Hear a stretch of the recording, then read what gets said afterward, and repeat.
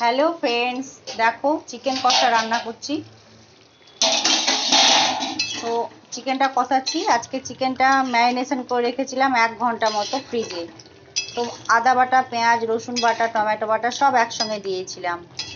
আর মশলা সব দিয়ে দিয়েছি, গরম মশলা, ধনে গুঁড়ো, জিরে গুঁড়ো, সর্ষের তেল সব একসঙ্গে দিয়ে, হলুদ আর লবণটা এখনও দিইনি, লবণটা দেব।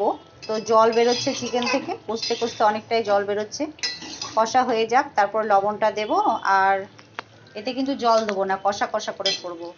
আর এই যে টমেটো কেচাপ দেবো নামানোর আগে, আর ধনেপাতা কুচি দিয়ে নামাবো। তো আজকে চিকেনটা এইভাবেই রান্না করছি। রাত্রে চিকেন কষা, রুটি, সঙ্গে স্যালাড আর মিষ্টি। কেমন হয়েছে মেনুটা অবশ্যই কমেন্টে জানাবে।